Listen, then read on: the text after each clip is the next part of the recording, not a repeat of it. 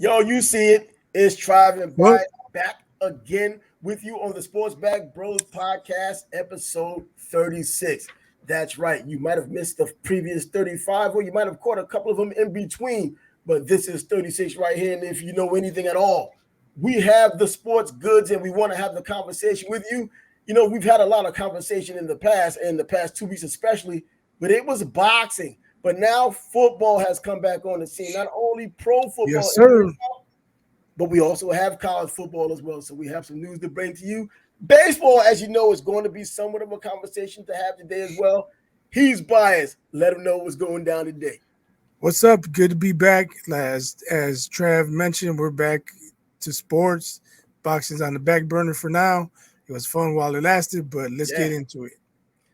You know what? It was a mainstream deal with this last fight we had, especially between Errol Spence and Bud Crawford. So everybody, if they loved boxing or liked boxing on the fence of boxing, they would have liked the conversation that we had along the way during that That's our time. guess. But right now, the NFL is now brewing. We're talking about a preseason game, the Hall of Fame game being played tomorrow, which is Thursday. The New York Jets taking on the Cleveland Browns. And of course, there's some buzz going on right now with the New York Jets and, Peyton out there in Bronco land and whatnot. We'll get to that momentarily. But right now, Trey Lance, I mean, he's with the San Francisco 49ers. He was picked up 3 years ago. He was the third pick overall in the draft. They were expecting so much from him, but he's not necessarily where they need him to be right now, especially with the surprise starter, Brock Brock Purdy, coming Purdy. back and owning the team for the moment. Right. Well, he injured his elbow, so he's got to recover from that. And he's behind the eight ball. He's still a young quarterback. He missed a lot of time. He needs snaps, but we'll be able to get the snaps because Purdy performed. But Purdy's coming back from injury too. Yeah, Purdy's coming back from injury, but at least he's a proven entity. They're still trying to find out what they have right now in San Francisco when it comes down to Trey Lance. And I don't think they figured it out because there's been mixed reactions to what he's been doing in camp so far. You know, you get these mixed stories. 1 minute he's not doing well. The next minute, you know what, this is the best I've seen him in his third year. You know, you just don't know what to believe unless you're there and you know what the coaches are looking at. And the coaches right now could say almost whatever they want because they do know they have Brock Purdy, even though coming off of injury, they know that he had taken them close to the promised land last year. And the argument can be made that he could have gotten them to the promised land if he was at 100%. Right. It's still early in camp. They haven't played any preseason games yet. So there's still a lot of work to be done. He still has time to show what he can do. Has he come back fully from the injury? You know, they just got to battle it out. But Purdy, he took them to the championship last year. So I think he has the inside track. Yeah, absolutely. And Darnold was boarded as well. So there's a three, I wouldn't call it a three-man race. It's like a battle for second place. And whoever ends up first place, which in my opinion, regardless of what's going on right now or what they would like to have happen, it's Brock Purdy coming off an injury and everything else because Trey Lance is coming off an injury as well. So we'll see how that goes on in 49er land as this battles out because once again, this is the NFL season. It is upon us, and there are 32 teams that we can kind of poke and prod on. We'll have time to do that at some other time, talking about all 32 teams if it comes down to that. But right now, the stories that kind of stick out, the storylines you want to get into, the Jacksonville Jaguars is one of those storylines. I mean, they're looked at as a serious Super Bowl contender. No longer the bottom dweller, the cellar dweller Jaguars who can't sell out their own stadium. That's a thing of the past. They have real players, a quality franchise quarterback in Trevor Lawrence. Right. And now there are other prognosticators out there who are allegedly are the experts talking about them when they're talking about Super Bowls. I don't know if the Super Bowl talk is appropriate just yet, but that's a good young team right there. You mentioned Trevor Lawrence, Travis Etienne. He could possibly have a breakout season. They have Kelvin Ridley. That offense has the potential to put up some numbers. Exactly. And if you can score in the NFL, you give yourself a shot. Oh, absolutely. And especially in this NFL where you do have a solid defense, which the Jaguars showed for a while last year before they had a little lull in the action, and then that offense finally picked up. Trevor Lawrence, in my opinion, is ahead of schedule because he did in his second year, which most quarterbacks are looked to do in their third year. That's when you want to see the progress of if you made the right decision or not with your quarterback. Well, the Jaguars took him one overall, and he's paying dividends sooner than later. Does the consistency come into play? Do you see this being the third year, moving on and taking it by the horns and living up to expectations? Because he is a year ahead. You would think he'll take another step up. He should be improving if he did the work in the offseason and he studies the film, does everything that all modern quarterbacks should be doing nowadays. I don't see why not. Why wouldn't he take another step up? Yeah. They got the taste of the playoffs, and that whets your appetite. You want more. Yeah, and you know what? The Jaguars as an organization, they were one of those organizations, along with the Carolina Panthers, who came by in 1995, had early success. And it was kind of fool's gold because I think a lot of people in the Jacksonville area probably believed that this was going to be the norm, going to the playoffs, having a consistent winner, and living happily ever after. Jacksonville before that is pretty much known as a college football town because the Gators are just about 60 miles away, not too far away. Most things in North Florida, Northeast Florida in particular, are Gators related. So the Gators kind of ruled the roost here all of those years. So these fans thought this was going to be a year in, year out thing. It didn't happen that way. A big lull in going to the playoffs and being successful at all showed itself to where the Jaguars couldn't sell out tickets. They were being blacked out on a regular basis. But now those young fans that were back in 1995, who were 5 years old, who were 10 years old, those guys are in their 40s now. They're officially Jaguar players, Jaguar fans, and their kids now. They're in trouble if those guys are playing. Right? It'll be big trouble if those guys are playing. But those old fans that used to be the kids of 1995, those are now the ticket buyers, and those are now the real core of the Jaguar fan base. So I don't think you have to worry about fans not coming to games anymore. I mean, I've gone to Jaguar games and they've been filled up even before Trevor Lawrence. But with Trevor Lawrence doing what he did last season, the buzz is in the city. Travis Etienne, as you mentioned, if he could hang on to the ball, Pro Bowl easily. I mean, or first team Pro Bowl. I mean, if you could call it first team, but probably first team or second team All Pro, but definitely Pro Bowl. He catches out of the backfield well, which helps with chemistry. Is that he was Trevor Lawrence's teammate and roommate at Clemson, so that always helps chemistry. And then you talked about Calvin Ridley coming in, being suspended because of gambling, which we will get back into a little bit later when it comes to college football. But he was gambling when he was with Atlanta, suspended. The Jaguars made the trade, has him now as a bona fide number one, even though Christian Kirk was supposed to be their number one, coming from the Cardinals. Not necessarily a number one, in my opinion, and in the opinion of others. More of a bona fide number two. We have a real number one, a number two, and now Ingram's now signed as a tight end, kind of completing all of that firepower. It looks like it's definitely going to be something going on in Jaguar land finally with consistency. Yeah, it looks like it. Like I mentioned, they're a team on the up and up, and got quality young players in impact positions. So they should make a lot of noise this year. Yep, and I think the Jaguar fans finally are getting what they deserve because, hey, they've been through it. I think all teams and fan bases, especially in the NFL, deserve to get to have a team that's a winner. But the Jaguars in particular, because they've been criticized, they've been ridiculed for so long. Even when they were winning, there was always some element of, but they're the Jaguars, they won't continue to win. If the year they went 14-2 and ultimately 14-3, they lost to the same team, the Tennessee Titans, 3 times that season. It's like they couldn't get out of their own way. There was always something that was keeping them from becoming what they believe they should have been. Now they do have that franchise quarterback. Now they have a legitimate coach, not Urban Meyer. Doug Peterson is someone who's done it before. He knows how it looks to build a championship team and coach a championship team. And he's here now in Jacksonville, and in his first year, he proved that he knows what the hell he's doing. And let's see if that consistency can continue. And as the NFL continues to swirl, the Jets playing tomorrow once again in the Hall of Fame game against the Cleveland Browns. We can go to, Cooper Kupp out there in LA, the Rams. The hamstring is an issue right now. They don't have too many wide receivers, man. Yeah, that's a huge loss for them.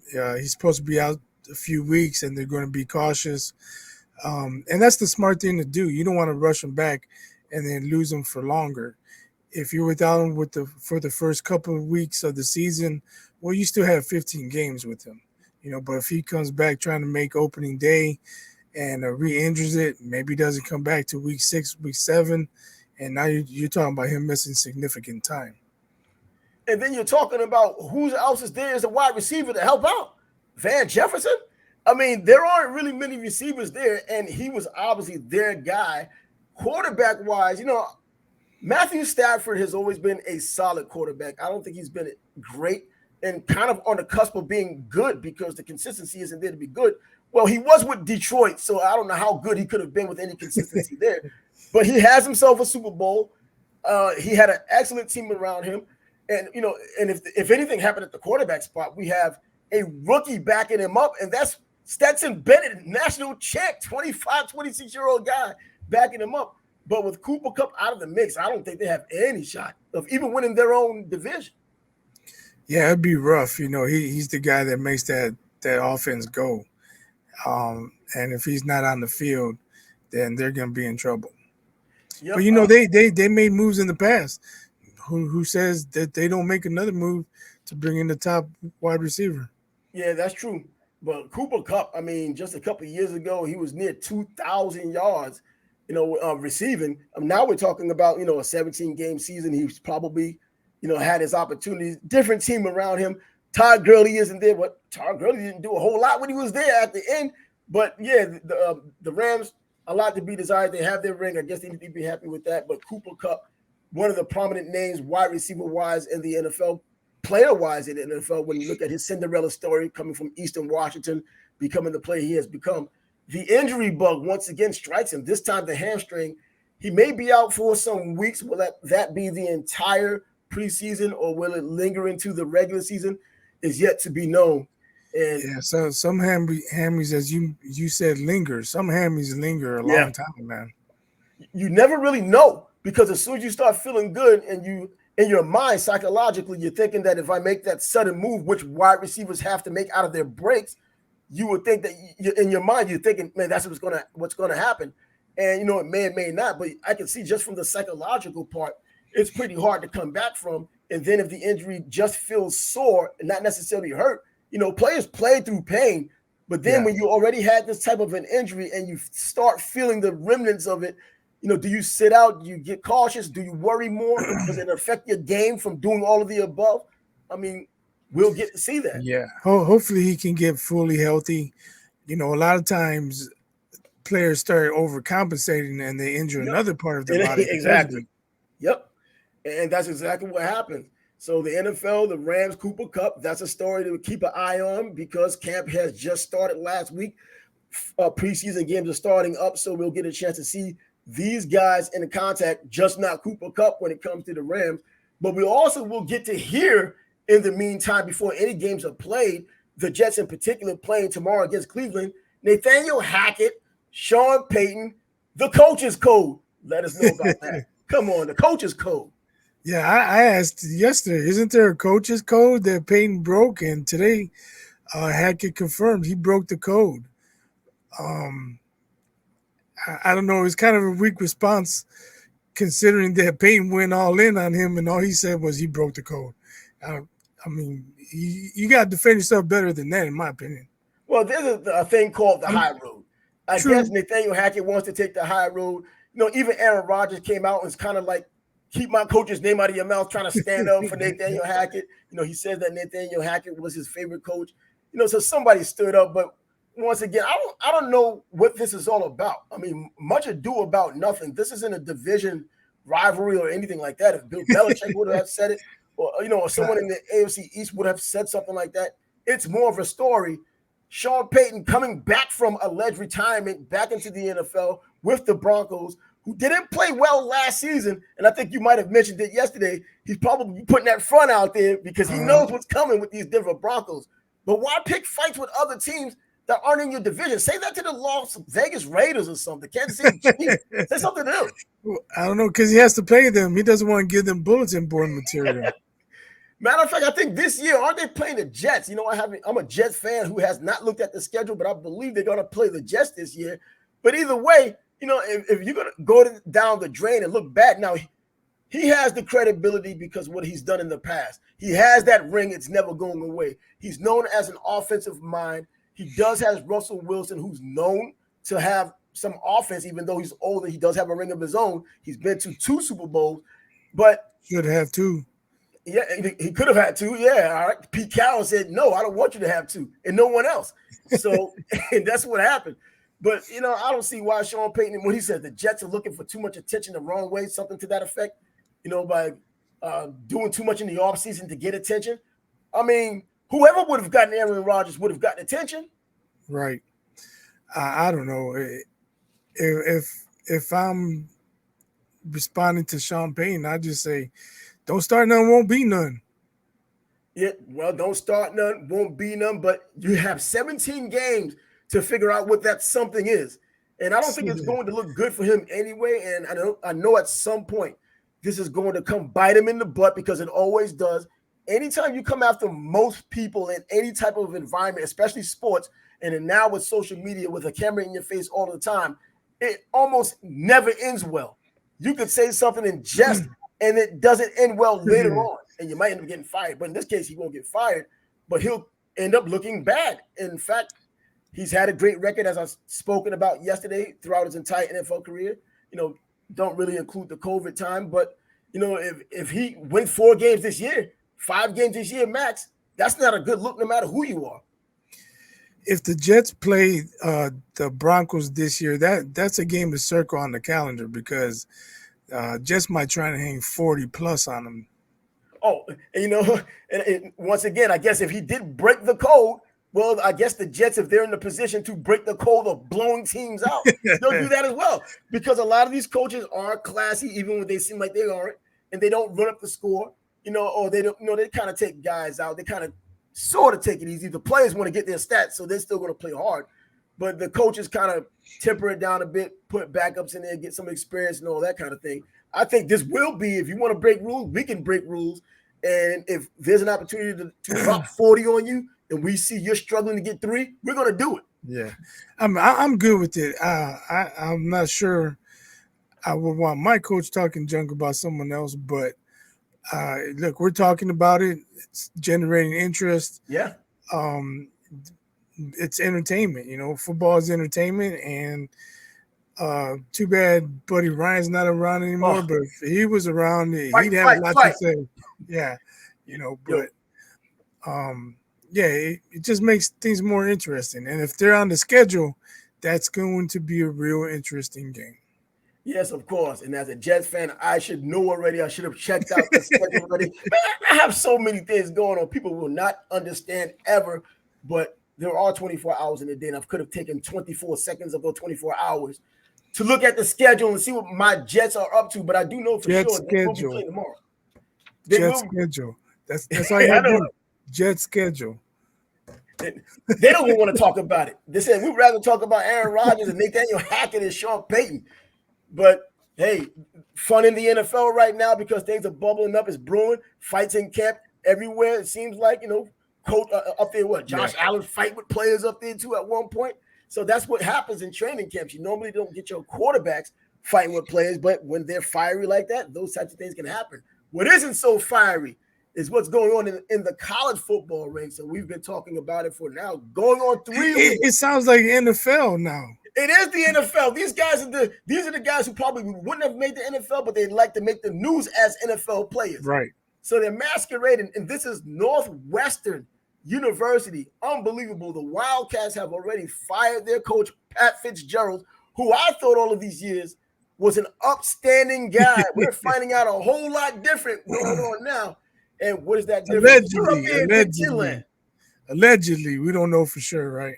Yeah. But I mean, a lot of these allegations, I mean, yeah, exactly. I don't want to make allegations into fact without giving people their due process. But you're up in that area, you get to hear a lot more of it than I would hear down here in Florida, Big Ten country. You're close to Chicago, so you know. Yeah, former offensive lineman, I believe Roman Diaz. He came out. He did an interview and he talked about what he had to deal with. He said they disparaged him about his Mexican heritage. They shaved 0505 and it said to indicate Cinco de Mayo, as a negative. And he says the coaches were aware of it. He says the school was aware of it, but he wants to focus on the sport of the, on the sports program because that's where it actually happened. But he thinks the school is somehow should be held responsible also, because according to him, the school, whatever staff members he's referring to, knew about it. Yeah, looking at something like that, I don't think there's anything that you could hide from with that. If that turns out to be true, you put a Cinco de Mayo in his head, you already know what the connotation is. There's nothing good about doing that, especially if he probably didn't want to do it, but he tried to just get along with teammates. And I wonder, did he go out beforehand and go to some administrator or some coach and let them know what was going on? Just so they know, not for it to necessarily get out, because you don't want to call all of this dissension within a locker room as you as a player and everybody calling you this kind of guy now because you talked about what happened inside the locker room. It's kind of a fine line between what can happen in the locker room and jest, and even something like that, and talking to coaches and possibly having it leak outside of the locker room and becoming this morass, which has become right now. Yeah, and I believe he said the hazing he had went through involved some type of sexual connotation or content. I don't know. There were no details, but you can use your imagination if someone's being sexually hazed. Yeah. Not saying he's being touched or violated physically, but what are they saying? Yeah, use your imagination. I don't think it takes much to do that.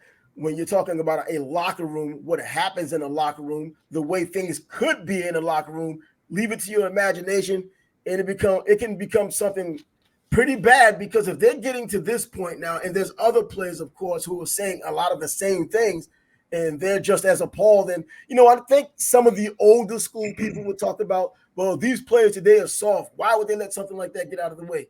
You know what? I mean, something like that, that's degrading. And even though, you could be as hard as you want, man, because the other thing, if you weren't feeling degraded, you would have been fighting. So that would have been the other part of the equation. And that might not have worked out well with the team either. If you'd have taken it personal, decide to throw fists about it instead of just going to a coach trying to get it taken care of before it got outside the locker room. I mean, it's one thing if they say, well, that dude's the effing Mexican, and that's the pole out there. And that dude, his family's from Germany. They're probably Nazis. If everybody's getting it, that's one thing. But if you're singling people out now you have a real problem. Yeah, and that's why I thought that Pat Fitzgerald, we don't know these guys. I mean, we see what we see unless you've been part of the recruiting and visited these guys. And even then, they're putting on an act because they want you to come to their school or they come to your house doing the same kind of thing. I've seen it up close. I've always thought Pat Fitzgerald was this really good coach, really nice guy. The alumni embraced him. The teams always embraced him. If you watched him play in that Rose Bowl, when he did play against, I think it was USC, and, he was the heart and soul of that defense. So when he got the job, people who kind of knew about him, who had nothing invested in Northwestern, you were happy for him, because I was happy for him. I remember him being fiery, being that guy that didn't have the talent to go to the NFL, but he probably was going to be one of those cerebral types. Well, no surprise coming from Northwestern, but a football coach that would be the players' coach and not necessarily live happily ever after, because, well, Northwestern will not likely win a championship or even get close, but somebody who would be a good representative of the school. And yet this is what we end up with. And I'm still not sure the athletic directors made a comment or held a press conference. His absence is kind of suspicious, in my opinion. Well, as of, I think, the day before yesterday, they hired an attorney to do an internal investigation. And from that investigation, I guess we'll get a whole lot more added on top of here. because we can either get confirmation of what already has been said, or even more accusations or more things to where there may be criminal charges, to where Pat Fitzgerald may have to. I don't know. I'm not a lawyer, but hey, he may have to pay for something down the line. But I mean, he could at least have a press conference and say the things we're hearing, the things the kids are alleging are disturbing. We're looking into it. We did this. They're going to come and investigate.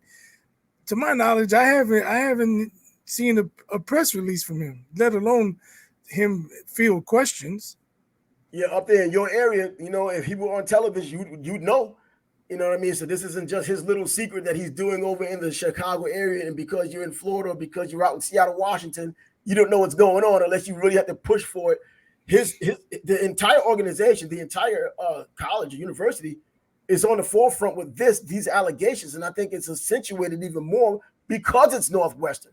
This isn't, look, call a spade a spade. This isn't the type of behavior you would expect from Northwestern. I'm not going to mention a specific school in which you would expect it from, but there are schools that that if it was said, you are less surprised than you would be if it's Northwestern. You know what I mean? Because of Northwestern's reputation.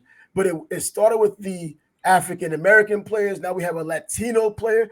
Too many of the same stories are coming out. How long is it going to be before we hear another Latino football player or even athlete? Because now we found out, as you've been talking about before, it's not just the football players anymore. It's other athletes in the athletic department. You know what else? I haven't seen former players coming out saying, I never saw that. That didn't happen.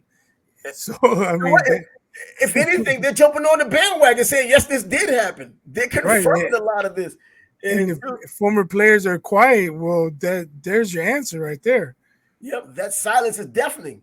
Mm-hmm. And there's going to be a huge problem with Northwestern. I mean, there's obviously going to be more to come, because it seems like as soon as this it's not going to go away at all anytime soon. And it's not going to calm down, because it shouldn't calm down. But as soon as we think that, okay, it's kind of in motion, something else jumps on. You know what I mean? We think that, the process is going to run the process, it's going to be in motion.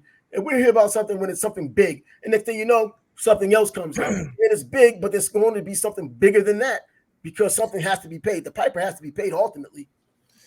Yeah, the investigation has to run its course. Let's say I came out and I told my story, and they said, well, who can corroborate it? And I said, well, Trav was there. Then they come talk to you, and you can corroborate what I say, but then you might have your own story. And then it just grows and spreads. And so we just got to wait till it's done. I never thought that Northwestern would be a story like this nationally. I mean, you take social media for what you want to take it for, even something like YouTube, that's international if you want to take it that way, or if people decide to check it out that way. But man, Northwestern's still on the forefront, and every other day or at least once a week, there's a new story about that people know about, and going into the season, others are talking about it. And once these talking heads get out there with Game Day and all of these ESPN talking, the other Fox and all the others start talking college football, you're going to have to talk about it. The Big Ten.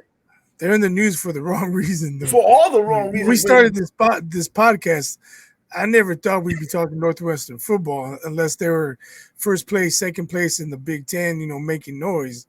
But obviously that's not the case. They're making noise in the Big Ten, the wrong kind of noise. Mm-hmm. You still have the usual suspects with Michigan and Ohio State, or Ohio State, Michigan, whichever way you want to put it. But then they're making too much noise right now, and no one wants to hear it except for attorneys and maybe even a judge ultimately.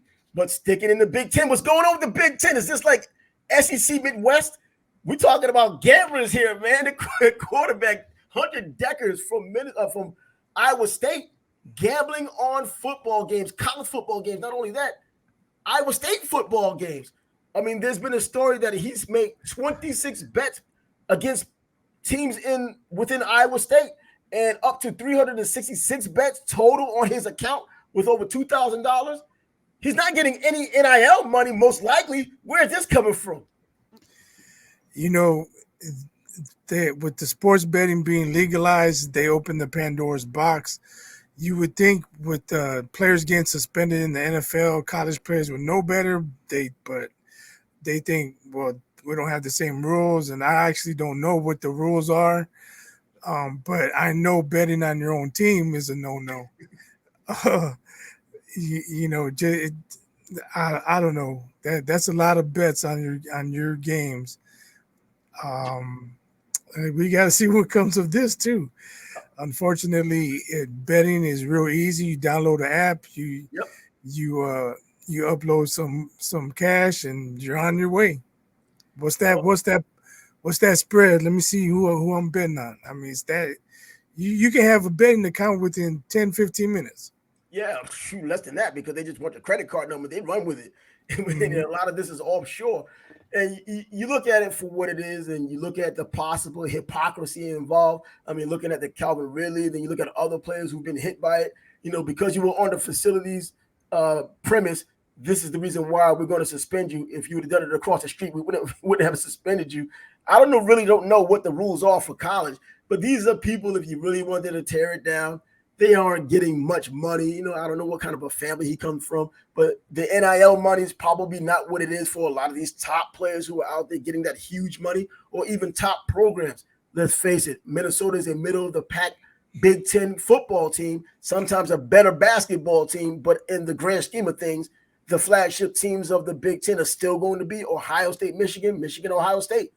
You know, so a guy like that, well, actually that's the Big Ten. I'm talking about Pac-12. This is the Big 12 I with was gonna Iowa say, yeah, State. Iowa State's not in the Yeah, I Big know Ten. you kind of swirling. Look at that. Just talking about Iowa, now talking about Iowa I State. had to think about it myself. I'm like, hold on. The Hawkeyes and the Cyclones. Come on, man. I know somebody's just going to turn off just because of that. You don't know yeah, I know it most times. Yeah, but the Big 12, nevertheless, you're betting on your teams, and, it's for obviously trying to get money. It's not just doing it because he likes to gamble. He's doing it because gambling is going to bring him some money. Yeah, I don't know. You would think he knows better than to bet on his own team, though, on his own school. I don't know what the kid was thinking. I don't know how badly he needed the money, but I'm sure he could have bet on every other Big 12 team or Pac 12, ACC, Big East, uh, Yep. SEC, whatever. He could have bet on any other school but his own. And this is for sure. If you didn't know any rules at all, like you said, you at least know not to bet on your own team. You would What I think. mean? If You you would don't know think. anything, if you don't know what the rules are at all, the default should be let's not start with my own team. You know what I mean? That's what You it would should think. be. But it seems like that's what he's up against right now, and it's a big issue with the Cyclones and the Iowa State Cyclones, and for him in particular. And this is not going to be the end of it. There are going to be players out there, and there are probably players right now who are gambling their teams or just gambling. Period. It's just a matter of getting caught. The burner accounts they may have gambling wise, or whoever decides to call them out, or bring it to the forefront that whoever it is that's out there is gambling. Come on, we would be naive as hell to think that this is the only guy doing it, or Yeah, there's only 100 or even 200. There are a lot of them out there gambling. We just don't know who they are yet. I agree with that. Yeah, I'm pretty sure you're right. It's too easy, and it's possibly too lucrative, especially if you kind of sort of are in a position to move the needle on those games to kind of guarantee whatever your bet may be. I mean, Well, yeah, let's say week one you play a team and they're not as good as you thought they were, but you played against them, so you know. So yep. next week, who are they playing? Oh, I'm taking the other team.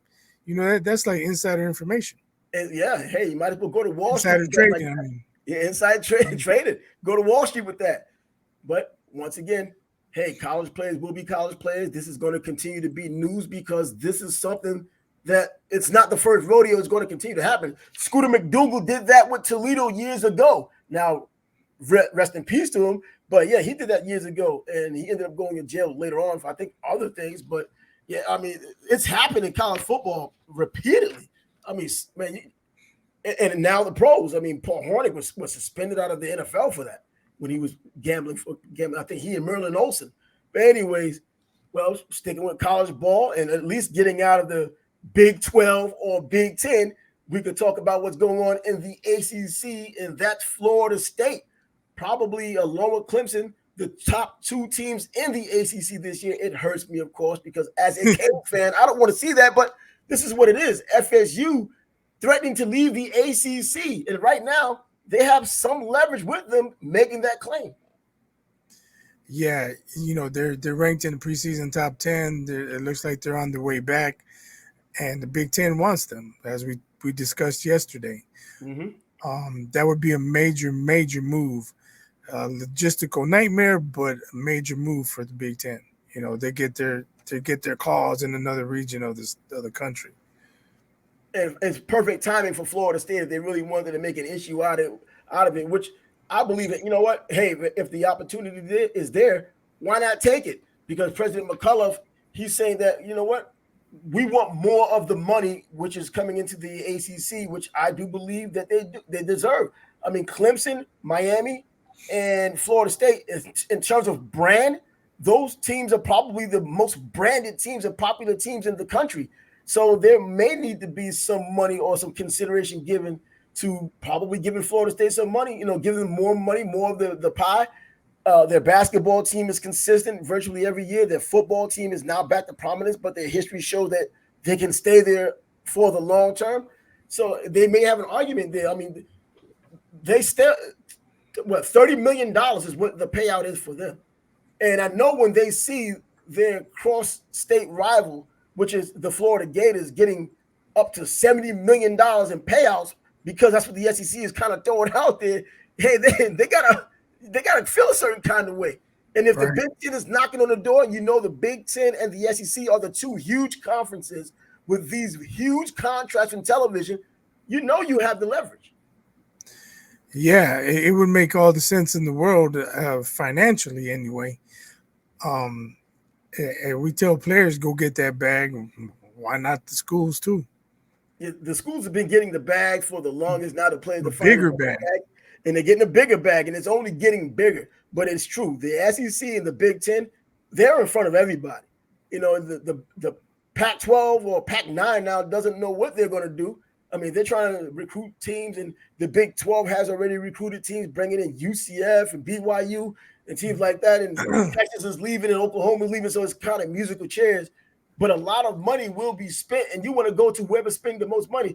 It wouldn't do Florida State, in my opinion, any good to go to the SEC because it's a harder road to try to win a championship. Going to the Big Ten is an easier road. Not that it's easy to just walk through the park, but I'll take the Big Ten in terms from top to bottom against the SEC top to bottom in terms of the ease of getting to a championship. You're always going to run into Michigan. You're going to run into Ohio State every now and then, and now Nebraska's getting better.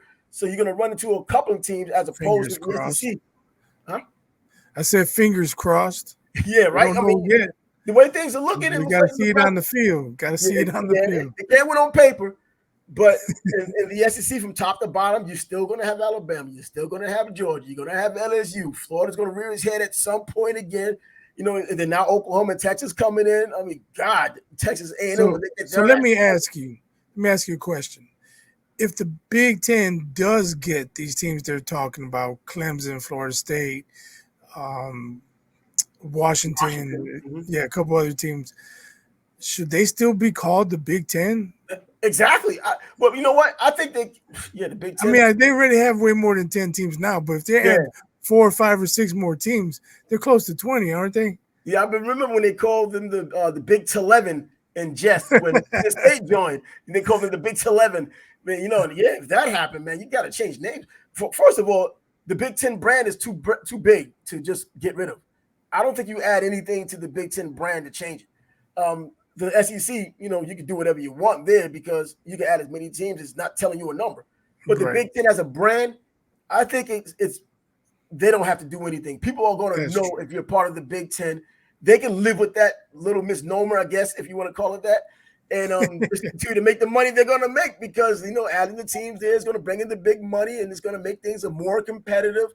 I'm wondering more about what's going to happen with the Rose Bowl. I mean, whatever's left over in the Pac-9 or Pac-8 or Pac whatever it is by then, going against the Big Ten, who did not make it to the national championship team. Right. Yeah, it's going to be interesting. Big Ten, I'm sure, going to make a big push to get these schools to join them. And how can you pass it up if they're offering so much revenue? Oh, yeah. I mean, 30 million compared to 70 million? Okay. I mean, there isn't really any doubt right there. There isn't any thinking that has to be done. And right now, President McCullough knows that there's an opportunity because he has the leverage once again. You know, they're coming for you. The ACC wants to keep you there. But however, though, if Florida State does want to leave, it's going to cost them, I think, $120 million as an exit fee. Now, we're in the age of NIL, and I know there are backers out there. I know the Miami Hurricanes have John Ruiz. He's a billionaire. So, bro, $120 million, man, no matter who you are, outside of Elon Musk and big dog, $120 million is a chunk, man. Yeah. Well, we just have to wait and see. We have to wait and see. Yeah, and waiting and seeing is a thing that we have to look at entirely with college football, period, and with your team now. Miles Farmer going into the transfer portal, the safety for the Nebraska Cornhuskers. Do you have any thoughts on that, or is this just is that Matt Rule's guy anyway? Let him go. Yes, I do have thoughts. He got suspended under Scott Frost. This is his second time getting suspended. Okay. So you want to go enter the transfer portal? Good. Bye. See ya. Good riddance. You're out. He's obviously not the type of player Matt Rule wants. You know, he got out of line under Scott Frost. This is his second suspension. And instead of just taking his suspension and working on himself and getting better, correcting his mistakes, he's bouncing. So you know what? Peace. See ya. See, you know, I can't even act like he wasn't that good anyway. He had 38 tackles all season long, and in one game he had 15. In all the rest of the games, they played 12 games, so 38 divided by 12. How many? Come on, man. 3 tackles a game. Yeah. Bye. From the reports I've read, it seems as if he's easily replaceable. And going by those numbers, you know, he likely is. And with an attitude like that, he can do nothing but harm inside of a locker room, especially with a coach who's trying to bring a new culture to the team, to a proud tradition, obviously. You know, you don't have to be a Nebraska fan to admit the proud tradition of Nebraska football. College football, once again, is always good when there are certain teams that are doing well. Nebraska is one of those teams. When they're doing well, college football is a better thing for it. As much as I don't really like Notre Dame, when Notre Dame is doing well or getting beaten up, college football is good. And I don't mind watching it. So, get a guy like that. It's good when they go 12-0 and then get trounced 49-10. Like it always happens. And it's typically an SEC team doing the trouncing. So, you know, by Miles Farmer, it seems like your Nebraska fans don't want you either. So don't let the door hit you. I'm not even going to speculate where he may end up. He may end up in an HBCU. I might be in the minority.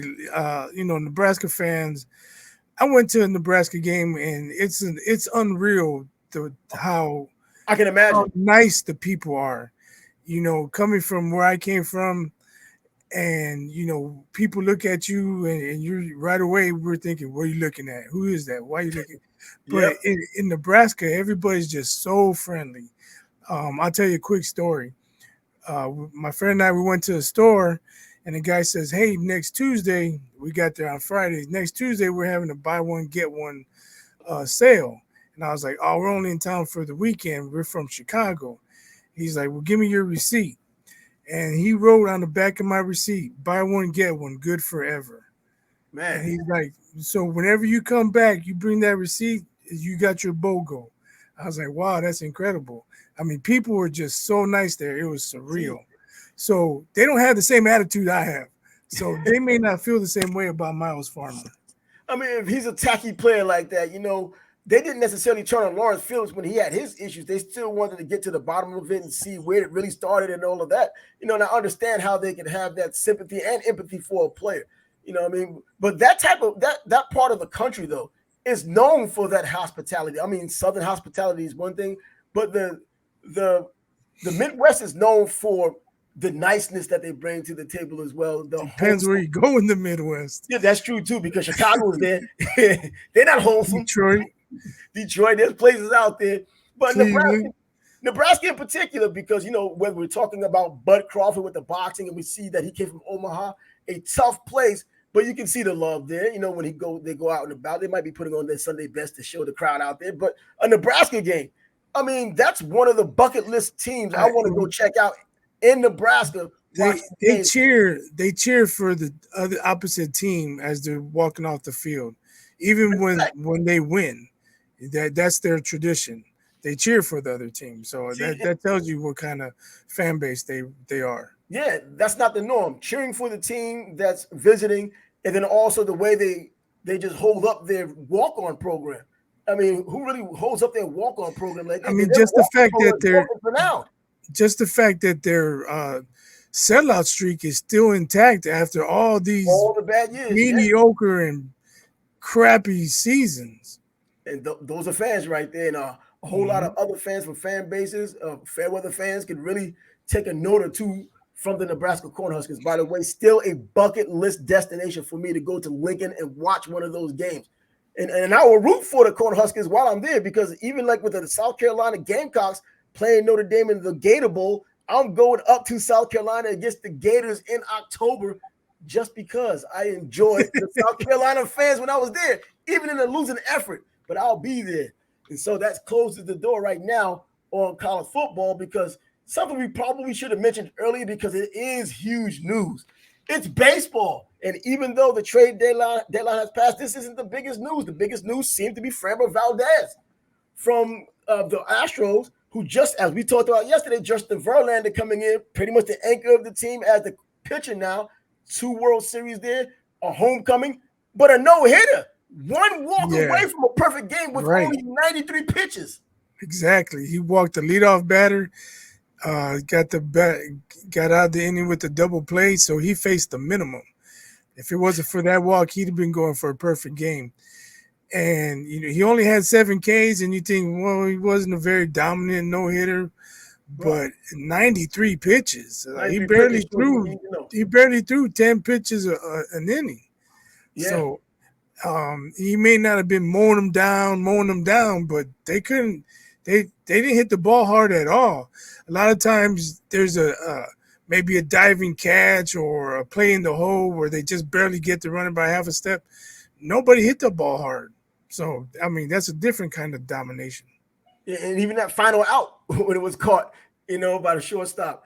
I tell you what, man, 93 pitches, I think that's not getting the respect it deserves. 93 pitches, baseball people say it, and it's one thing, but to know it as a fan of just sports, knowing how rare a no-hitter is, we're not talking about a perfect game, but we're talking about a no-hitter, which is still a rarity in baseball.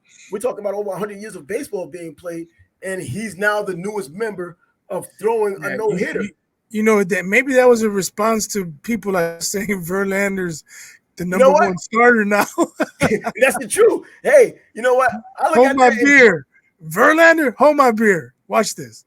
And he came and he delivered. But I look at that the same way I looked at Domingo Germán with the Yankees when he threw his perfect game. Now, I wish we could throw him out of New York. Wish we'd have been going on the boat out along with Severino on the trade deadline. But give credit where credit is due. And I think that could be also a spark for some real consistency for the Astros as well, because as we talked about yesterday as well, they're a half a game behind the Texans, the Texas Rangers, and they're in the battle, getting into the playoffs and trying this down the stretch they come.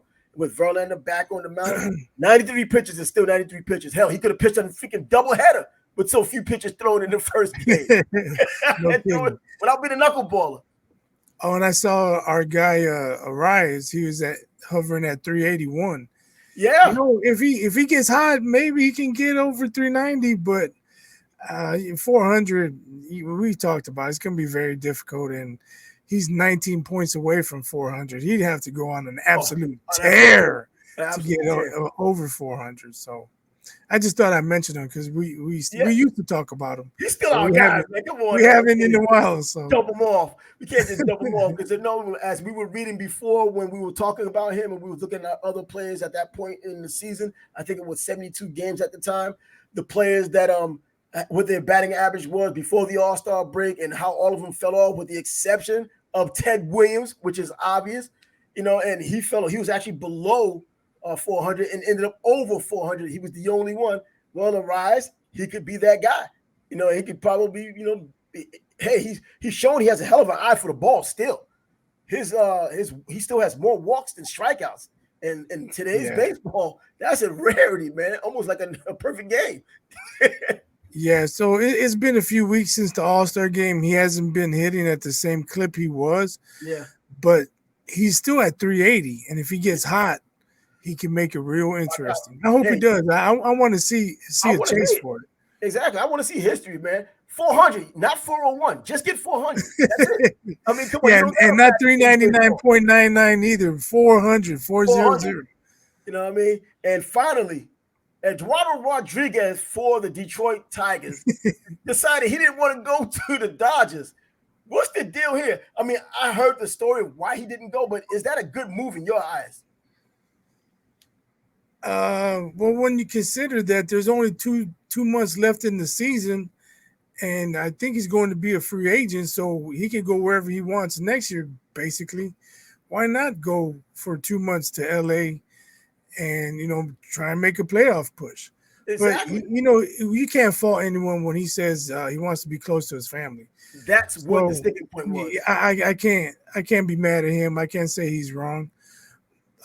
Maybe two months close to his family is more important than going to LA and still not making the playoffs. Oh no, I'm thinking the Angels. No. Yeah. I don't know why I'm thinking. I'm thinking the Angels. Yeah. I don't know. Hey, I don't know. Maybe he doesn't care about a World Series. I don't know. Well, didn't we talk about yesterday? The World Baseball Championships is probably more important to them than the World Series. The World Series means a lot more to us because we're Americans and we've been born here. Right. We've grown up knowing that's the game of games when it comes to baseball.